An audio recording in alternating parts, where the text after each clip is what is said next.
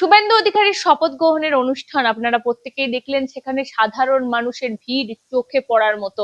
মানুষ কোথা থেকে মানুষ এসেছেন সারা রাত জেগে জেগে, বলছেন কি আমরা শুভেন্দু অধিকারীকে মুখ্যমন্ত্রী দেখতে আমরা একবার এসেছি।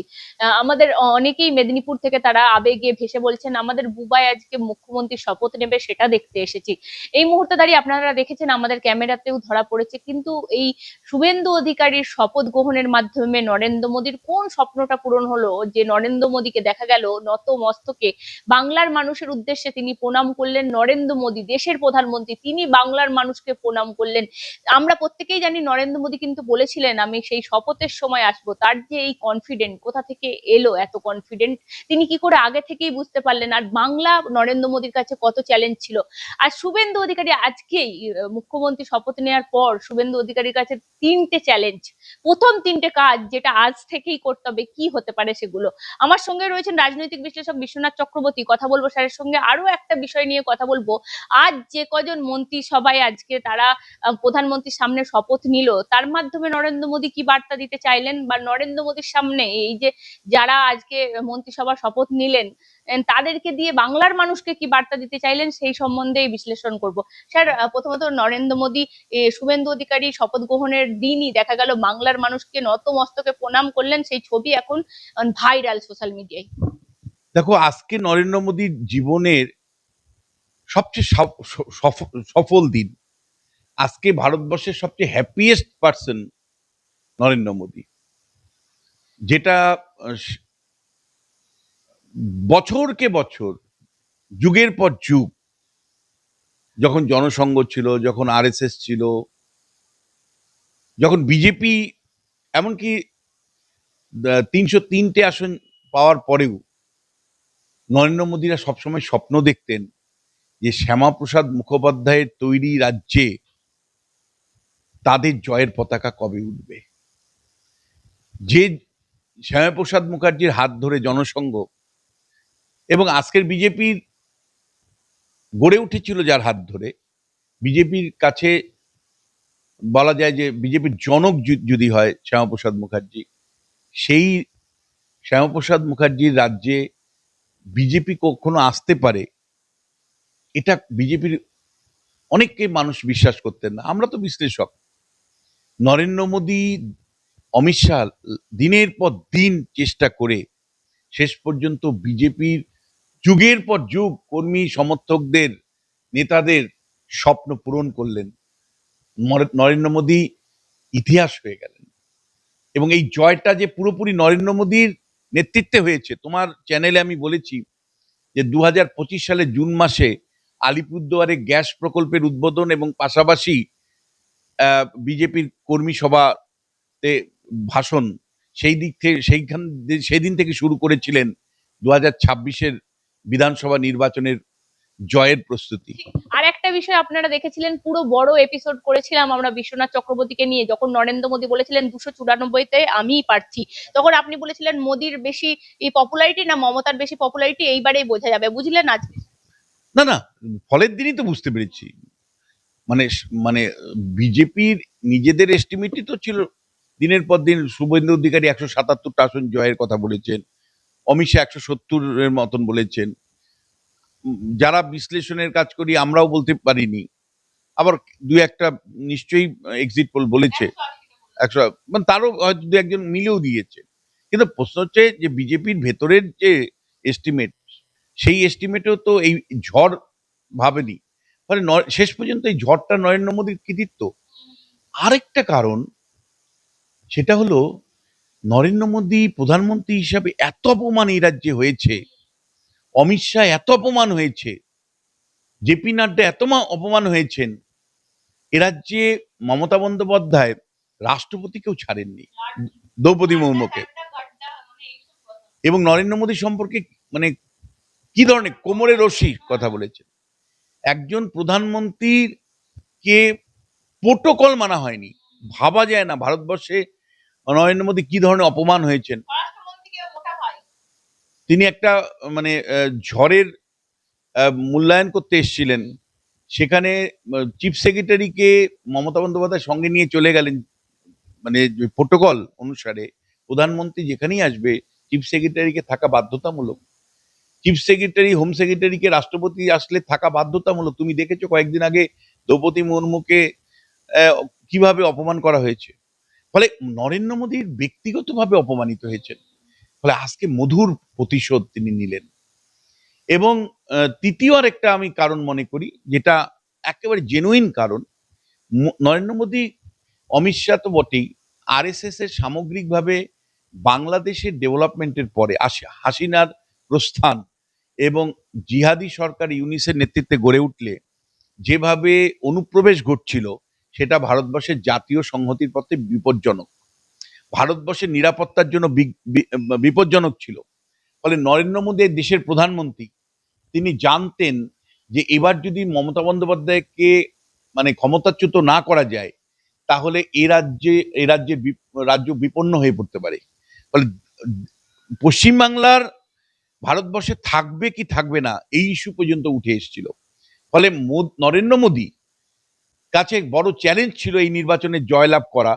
তার কারণ নরেন্দ্র মোদী জানতেন যে এই নির্বাচনে যদি আমরা হেরে যাই, তাহলে জাতীয় সংহতির পক্ষে বিপজ্জনক হয়ে যাবে। যেভাবে অনুপ্রবেশ ঘটছে, জিহাদি শক্তি বাড়ছে এবং পশ্চিমবাংলাকে আশ্রয় করে জিহাদিরা সারা ভারতবর্ষে ছড়িয়ে পড়ছে, সেটা সিকিউরিটির পক্ষে, দেশের সিকিউরিটি বা নিরাপত্তার প্রশ্নে বিরাট বিপজ্জনক। ফলে মোদী রাষ্ট্রবাদী মানুষ, ফলে যে কোনো মূল্যে মোদী কিন্তু চেয়েছিলেন যে এই নির্বাচনটাকে জয়ী হতে, আর অপমানের তো একটা প্রতিশোধ আছেই। শুভেন্দু অধিকারীর মধ্যে থেকে কি স্বপ্ন পূরণ করলেন নরেন্দ্র মোদী? নরেন্দ্র মোদী যেটা পূরণ করলেন, যে যুগের পর যুগ বিজেপির নেতারা যে স্বপ্ন দেখতেন যে এই বামপন্থীদের দুর্গ, উদারবাদীদের দুর্গ, কংগ্রেস বা মানে পরবর্তী সময় তৃণমূলের দুর্গ, এই দুর্গ যদি আমরা জয় করতে পারি, তাহলে এটাই হবে আমাদের সাফল্যের সর্বোচ্চ শেখর। এটাই হবে শ্যামাপ্রসাদের মাটিতে জয়ী করতে পারে। ফলে এই স্বপ্নটা এলকে আদবানি দেখতেন, এই স্বপ্নটা অটল বিহারী বাজপেয়ী দেখতেন। সেই স্বপ্নটাকে বাস্তবে রূপদান করলেন মানে নরেন্দ্র মোদী। ফলে মোদী আজকে সবচেয়ে সুখী মানুষ, এবং বিজেপির রাজনীতির ইতিহাস যে তিনি তৈরি করলেন, সেই ইতিহাস আগামী 100 বছর কেউ ভাঙতে পারবে না। ফলে সেই জায়গা থেকে মোদীর বাংলা জয়, বলা যায় যে বিজেপির মানে বহু বছর ধরে যারা স্বপ্ন দেখতেন, বড় বড় নেতারা, অটল বিহারী বাজপেয়ীর মতো নেতারা, সেই স্বপ্নকে বাস্তবে রূপদান করে দিলেন নরেন্দ্র মোদী। আরেকটা বিষয়, শুভেন্দু অধিকারীকে যদি আজ থেকে আপনি 3টে চ্যালেঞ্জের কথা বলেন, তার সামনে রয়েছে, এবং তার আগে আমি একটা কথা বলতে চাই, এই মুহূর্তে ভারতবর্ষের 78% মানুষ সরাসরি বিজেপি এবং তার মানে বিজেপি এবং তার সহযোগীদের নিয়ন্ত্রণে, শাসনের অধীনে চলে আসলো। 78%, মানে প্রতি 100 জন মানুষের মধ্যে 78 মানুষ। আর একইভাবে 22টা রাজ্য সরাসরি বিজেপি এবং তার সহযোগীদের শাসনের অধীনে আনলো। এবং তুমি মনে রাখবে, এটা তোমার দর্শককে বলতে চাই, বিজেপির কাছে মমতা বন্দ্যোপাধ্যায় হারানোটা যদি পলিটিক্যাল একটা অবজেক্টিভ থাকে, মানে আরএসএস বিশ্বাস করে যে তৃণমূল কংগ্রেস একটা রাজনৈতিক দল, তাদেরকে হারানোটা কেবল পলিটিক্যাল অবজেক্টিভ, মানে রাজনৈতিকভাবে ওদেরকে হারিয়ে দিব। কিন্তু আরএসএস কিন্তু বিশ্বাস করে, নরেন্দ্র মোদী কিন্তু বিশ্বাস করে যে কেবলমাত্র শাসন ব্যবস্থার মানে জয়ী হওয়াটা, অর্থাৎ মমতা বন্দ্যোপাধ্যায়কে হারানোটাই কিন্তু একমাত্র লক্ষ্য নয়। নরেন্দ্র মোদী, অমিত শাহ বা আরএসএস এর লক্ষ্য হলো এই বাংলার জাতীয়তাবাদী ভাবনার প্রতিষ্ঠা করা। এই বাংলা বামপন্থীদের প্রভাব আছে, এই বাংলাতে লিবারাল দর্শনের প্রভাব আছে, কিন্তু হিন্দু জাতীয়তাবাদী ভাবনাকে প্রতিষ্ঠা করা, এই লড়াই যেটা শ্যামাপ্রসাদ মুখার্জি শুরু করেছিলেন, সেই অসমাপ্ত কাজকে সমাপ্ত করাটাই কিন্তু নরেন্দ্র মোদীর লক্ষ্য। ফলে মমতা বন্দ্যোপাধ্যায় হেরেছে, একটা পলিটিক্যাল অবজেক্টিভ অ্যাচিভ হয়েছে। আবারও বলছি দর্শক, মমতা বন্দ্যোপাধ্যায় হেরেছে, আরএসএস এর কাছে হলো যে একটা রাজনৈতিক উদ্দেশ্য সাধিত হলো, কিন্তু আলটিমেট অবজেক্টিভ হলো এ বাংলায় হিন্দু জাতীয়তাবাদী ভাবনার দ্বারা পরিচালিত করা, প্রতিষ্ঠা করা ফলে সেই জায়গাতে আজকে শুভেন্দু অধিকারীর শপথের মাধ্যমে সেই কাজ শুরু হলো।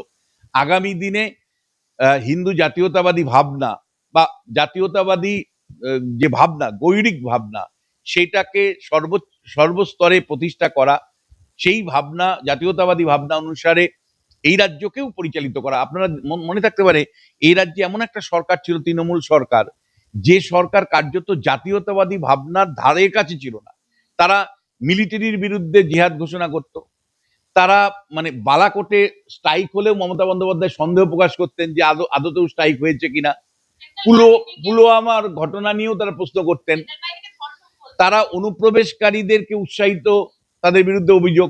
তারা বর্ডার মানে সুরক্ষার ব্যবস্থা করতেন না, বর্ডার সুরক্ষার ব্যবস্থা করতেন না যাতে কোনো অনুপ্রবেশকারীরা ঢোকে। ফলে দেশের নিরাপত্তা এবং জাতীয়তাবাদী ভাবনা দ্বারা এই পশ্চিমবাংলাকে পরিচালনা করা, জাতীয়তাবাদী ভাবনার দ্বারা বা তার জাতীয়তাবাদী সংস্কৃতির দ্বারা পশ্চিমবাংলার প্রশাসনিক, সামাজিক, রাজনৈতিক ব্যবস্থাকে পরিচালিত করা, সেটা প্রতিষ্ঠা করা, আজকের থেকে কাজ শুরু হলো। ফলে মোদী রাজনৈতিকভাবে জয় করলেন পশ্চিমবাংলা, কিন্তু এখন সবচেয়ে বড় চ্যালেঞ্জ হলো জাতীয়তাবাদী ভাবনার সংস্কৃতির দ্বারা পশ্চিমবাংলাকে পরিচালনা করা। স্যার, এই যে নিশীথ প্রামাণিক, অগ্নিমিত্রা পাল, দিলীপ ঘোষ, ক্ষুদিরাম কার্যত যারা যারা মন্ত্রিতা, ক্ষুদিরাম টুডু ও অশোক কীর্তনিয়া, এই যে 5 জনকে মন্ত্রিসভায় নিয়ে আসা হলো, আজকে তাদের নাম ঘোষণা হলো, মানে কেন এই 5 জনকে? বার্তাটা খুব পরিষ্কার, সেটা হলো সমাজের, হিন্দু সমাজের নানা বর্গকে এখানে যুক্ত করা হয়েছে। ব্রাহ্মণকে রাখা হয়েছে অধিকারী, ঘোষকে রাখা হয়েছে, দিলীপ ঘোষ কায়স্থ, এখানে টুডুকে রাখা হয়েছে তফসিলি উপজাতির মানুষ, অগ্নিমিত্রা পালকে রাখা হয়েছে কায়স্থ পরিবারের মহিলা মুখ, নিশীথ প্রামাণিককে রাখা হয়েছে রাজবংশী কমিউনিটির মুখ হিসাবে, আবার অশোক কীর্তনিয়াকে রাখা হয়েছে মতুয়া সম্প্রদায়ের মুখ হিসাবে। ফলে বিজেপির কাছে চ্যালেঞ্জ ছিল যে হিন্দু সমাজের যে বিভিন্ন গোষ্ঠীগুলো আছে তাদেরকে ঐক্যবদ্ধ রাখা। তোমার চ্যানেলে তুমি দেখবে একাধিক দিন আমি বলেছি যে বিজেপির কাছে সবচেয়ে বড় চ্যালেঞ্জ হলো প্যান হিন্দুত্বের ভাবনার দ্বারা পরিচালনা করা দলকে। ফলে এখানে যে বিভিন্ন মানে হিন্দুত্বের ভাবনার মধ্যে যে বিভিন্ন বা হিন্দু সংস্কৃতির মধ্যে বা হিন্দুত্বের মধ্যে বা হিন্দু জাতির মধ্যে, ধর্মের মধ্যে যারা উপজাতি আছে, যেমন ধরো রাজবংশী কমিউনিটি, তুমি জানো বছরকে বছর রাজবংশী কমিউনিটি বিজেপিকে ভোট দিচ্ছে। ফলে নিশীথ প্রামাণিক হলো রাজবংশী কমিউনিটি। এবার 30টা আসন আছে রাজবংশী কমিউনিটির, 30টার মধ্যে 29টা আসনে বিজেপি জিতেছে, একমাত্র সীতাই বাদ দিয়ে 30টা আসনেই বিজেপি, 29টাতে বিজেপি জিতেছে। ফলে সেই জায়গা থেকে রাজবংশী প্রতিনিধিত্বের নিশ্চিত করেছে মানে নিশীথ প্রামাণিকের মাধ্যমে। এবার তুমি দক্ষিণবঙ্গে চলে আসো, দক্ষিণবঙ্গে যদি তুমি মতুয়া সম্প্রদায়ের দেখো, লাস্ট কয়েকটা নির্বাচন, 2019-এ মতুয়ারা ভোট দিয়েছে বিজেপির পক্ষে, 2021-এ মানে খারাপ রেজাল্ট করা সত্ত্বেও মতুয়ারা ভোট দিয়েছে। না শুধু তাই নয়, গত লোকসভা নির্বাচনে আসন কমে গেল 18 থেকে 12, তারপরেও তুমি দেখবে রানাঘাটে জয়ী হয়েছে, বনগাঁতে জয়ী হয়েছে। ফলে এই মতুয়া কমিউনিটি এবার যে মোটা মানে কনসেন্ট্রেট আসন যেগুলো আছে, যে 16টা আসন আছে, 16টাতেই জিতেছে বিজেপি। 16টা আসন, রানাঘাট সবগুলো আসন জিতেছে, এবং একই সাথে তোমার গিয়ে বনগাঁ সাব ডিভিশনের সব আসন জিতেছে। ফলে মানে মতুয়ারা যারা দিনের পর দিন অত্যাচারিত হয়ে এসছে ওই বাংলা থেকে, তাদের জন্য নাগরিকত্ব সিএ আইন তৈরি হয়েছে। তাদের নিয়ে মমতা বন্দ্যোপাধ্যায় বহু রাজনীতি করবার চেষ্টা করেছেন, যে তাদের নাম ভোটার তালিকায় বাদ দেওয়া হয়েছে, বিজেপি বাদ দিয়েছে, তারপরে মতুয়ারা ঢেলে ভোট দিয়েছে বিজেপিকে। ফলে মতুয়াদের মুখ হিসাবে অশোক কীর্তনিয়া বনগাঁ উত্তর থেকে জয়ী হয়েছেন, তাকে প্রতিনিধিত্ব করা হয়েছে। দেখো দিলীপ ঘোষ, আমি শুধুমাত্র বলবো ওবিসি সম্প্রদায়ের ভুক্ত তা নয়, দিলীপ ঘোষ প্রাক্তন সভাপতি, মেদিনীপুরের লোক, আরএসএস এর প্রচারক, পশ্চিমবাংলার জনপ্রিয় মুখ, তাই তাকে রাখা হয়েছে। আবার একইভাবে তফসিলি উপজাতি কেন্দ্র মানে ট্রাইবাল সিট যদি দেখো, তাহলে 16টা ট্রাইবাল সিট আছে, 16টা। এই প্রথম 16তে 16-0 বিজেপি। 16টা ট্রাইবাল আসনের মধ্যে 16টা তফসিলি উপজাতির মধ্যে 16টাই বিজেপি, উত্তর থেকে দক্ষিণ সবগুলো সিট পেয়েছে বিজেপি। স্যার, সেইখান থেকে ক্ষুদিরাম টুডু, যিনি রানীবাঁধ থেকে নির্বাচিত হয়েছেন, তাকে অন্তর্ভুক্ত করা হয়েছে। আর মহিলা মুখ হিসাবে অগ্নিমিত্রা পাল, লড়াকু মহিলা মোর্চার প্রধান ছিলেন, তাকে রাখা হয়েছে। সমাজের মানে পশ্চিমবাংলার সমাজের একটা মোজাইক আজকে রিপ্রেজেন্ট হয়েছে। প্রধানমন্ত্রীর উপস্থিতিতে যারা মানে ইয়ে করেছেন, শপথ নিয়েছেন, তাদের মধ্য দিয়ে সারা পশ্চিমবাংলার হিন্দু সমাজকে তুলে ধরবার চেষ্টা করা হয়েছে। একটা মানে সমস্ত পশ্চিমবঙ্গটাকে একটা ঘিরে উত্তরবঙ্গ থেকে দক্ষিণবঙ্গ কাউকেই নিরাশ করেনি। না। স্যার, আর একটা বিষয়, শুভেন্দু অধিকারীর কাছে এখন 3টে চ্যালেঞ্জ যদি আপনাকে বলতে বলি, কি 3টে চ্যালেঞ্জ আছে আজকে শপথ গ্রহণের পর থেকে? দেখো, মমতা বন্দ্যোপাধ্যায় তো আইনের শাসন কিছু প্রতিষ্ঠা করতে পারেনি, মানে উনি একটা দুর্বৃত্তের শাসন তৈরি করেছিল। শুভেন্দুর কাছে প্রথম যে চ্যালেঞ্জটা, সেটা হলো রাজ্যে আইনের শাসন প্রতিষ্ঠা করা। একেবারে আইন যেভাবে আছে সেইভাবে যাতে প্রশাসন চলে, সেই কাজটা নিশ্চিত করাই হলো শুভেন্দুর কাছে সবচেয়ে বড় চ্যালেঞ্জ। অর্থাৎ আইন মোতাবেক প্রশাসন চলবে, মানে আইন মমতা বন্দ্যোপাধ্যায়ের ক্ষেত্রে যেমন একরকম ছিল আর বিরোধীদের ক্ষেত্রে আরেক রকম ছিল, এটা যাতে না হয়। সব ধরনের জাত, ধর্ম, বর্ণ, ভাষা সবার ক্ষেত্রে সমান ভাবে আইন প্রযোজ্য হবে। প্রশাসনটাকে এমন ভাবে দলীয়করণ হয়ে গিয়েছিল, পুলিশ কার্যত মানুষের এফআইআর নেবে কিনা ভাবতো যে সে কোন দলের, আমি এটা লিখবো কিনা, এইটা চলতো স্যার। সেই জন্য আমি বলছি যে এটা হলো ফার্স্ট কাজ, আইনের শাসন প্রতিষ্ঠা করা, রুল অফ ল প্রতিষ্ঠা। দ্বিতীয় যে বিষয়টা, সেটা হলো যে দেখো, মানে পশ্চিমবাংলার প্রশাসন এর দলীয়করণের কথা তুমি বলছিলে, আর প্রশাসনটা ভেঙে গেছে। ধরো আমি তোমায় বলছি, মেজর যে ডিপার্টমেন্ট 44টা আছে, যে ডিপার্টমেন্টগুলো নিয়ে তোমার চ্যানেলে পরে আমি কথা বলবো, যে সেই প্রত্যেকটা ডিপার্টমেন্টের চ্যালেঞ্জ আলাদা করে ধরে ধরে বলবো। আমি তোমাকে বলতে পারি, প্রত্যেকটা ডিপার্টমেন্ট কেবলমাত্র ক্যাজুয়াল স্টাফ, সিভিক মানে স্টাফ, মানে যাদেরকে 10,000 টাকা দিয়ে কোনো চালাতো না, তাদের এক্সপার্টি আছে না, তাদের ট্রেনিং আছে না, তাদের কাজের কোনো নিশ্চয়তা আছে।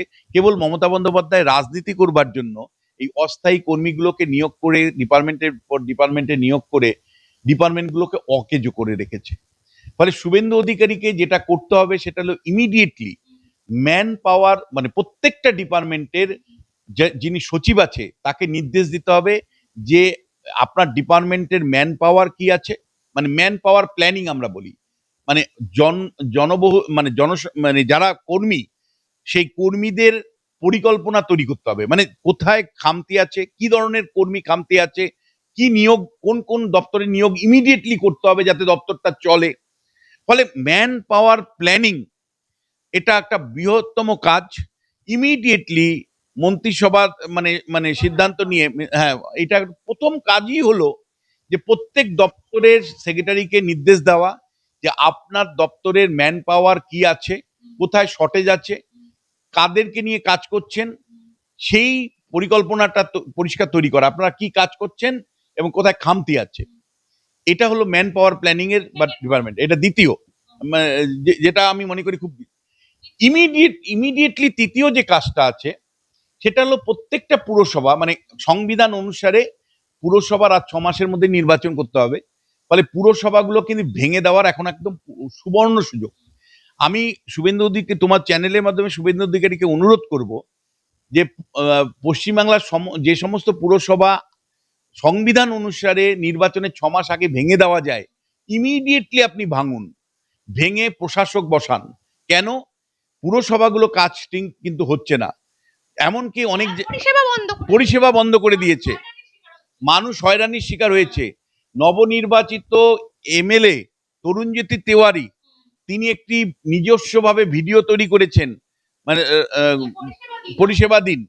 এরকম আমি বিভিন্ন জেলার থেকে খবর পাচ্ছি, পুরসভাগুলো কার্যত কাজ বন্ধ করে বসে আছে, মানুষ বিরক্ত হচ্ছে, সকালবেলা ময়লা নেওয়ার মতন জায়গা নেই অনেক জায়গায়। ফলে শুভেন্দু অধিকারীর পরিষ্কার আমার বলবো যে গুরুত্বপূর্ণ আপনার কাজ হলো যে প্রত্যেকটা পুরসভায় প্রশাসক বসানো। একেবারে রাজ্য সরকার প্রশাসক বসাবে, রাজ্য সরকার যেভাবে নির্দেশ দিবে, আর পুরসভাগুলো যে সমস্ত চোর ডাকাতরা পুরসভা চালাতো, এক একটা নির্বাচন হয়েছে, কোনো নির্বাচন মমতা বন্দ্যোপাধ্যায় মানে 2021-এ জেতার পরে যে পুরসভাগুলো নির্বাচন হয়েছে সেগুলোতে ভোট লুট করেছে, কোনো নির্বাচন হয় না। এই চোর ডাকাত গুলোকে, যাদেরকে বিরুদ্ধে অভিযোগ, তাদেরকে তাদেরকে বসিয়ে রাখার কোনো মানে হয় না। এবং সংবিধান তোমাকে অধিকার দিচ্ছে যে 6 মাস, নির্বাচনে 6 মাস আগে তুমি পুরসভাগুলোকে ভেঙে দিতে পারো, প্রশাসক বসাতে পারো। ফলে প্রত্যেকটা পুরসভায় প্রশাসক বসিয়ে রাজ্য সরকারের নিয়ন্ত্রণ পুরসভাগুলোতে কায়েম করতে হবে। এবং এবং একই সাথে তোমায় বলি, পঞ্চায়েত ভাঙার সুযোগ নেই। আইন, রাজ্যের যে আইন বা ভারতবর্ষের যে সংবিধান, তাতে একবার পঞ্চায়েত নির্বাচিত হলে তা পরবর্তী 5 বছর সে কাজ করতে পারে। পঞ্চায়েতগুলো, গ্রাম পঞ্চায়েত প্রায় 3215টা গ্রাম পঞ্চায়েত আছে, পঞ্চায়েত সমিতি আছে 344টা, আর জেলা পরিষদ যেগুলো আছে সেইগুলোকে কিন্তু ইমিডিয়েটলি তুমি ভাঙতে পারছো না, সংবিধান তোমার বাধা।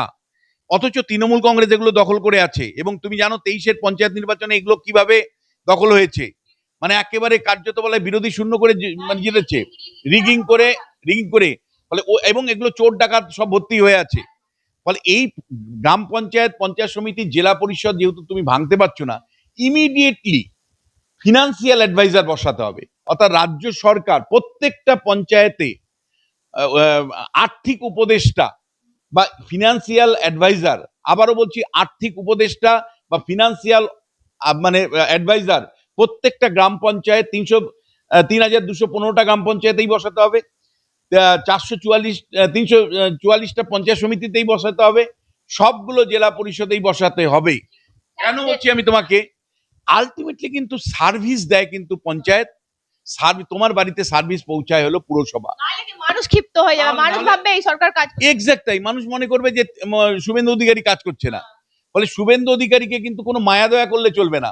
এই সময় পরিষ্কার পুরসভাগুলো ভেঙে দিতে হবে, দিয়ে ওখানে প্রশাসক বসাতে হবে। পঞ্চায়েত গুলোর ক্ষেত্রে পরিষ্কার ফিনান্সিয়াল অ্যাডভাইজার বসিয়ে রাজ্য সরকারের নিয়ন্ত্রণ কায়েম করতে হবে, পরবর্তী নির্বাচনের জন্য ওয়েট করতে হবে। আর একটা যেটা স্যার 4র্থ নম্বর বললো না, আমি একটু বলি, লক্ষ্মী ভান্ডারটাও কিন্তু দিয়ে দিতে হবে, ওনারা বলেছিলেন। কারণ স্যার প্রচুর মহিলাদের কাছে প্রমাণ করার এটা সুযোগ। কারণ মমতা বন্দ্যোপাধ্যায় বলবেন, দেখলেন তো আপনারা সরকার পাল্টালেন, আপনাদের অ্যাকাউন্টে আর 3000 টাকা ঢুকলো না। এই যে একটা প্রচার, আর একটা নেগেটিভ ক্যাম্পেইন। না দেখো, মানে এটা তো ডেটাবেস অলরেডি আছে।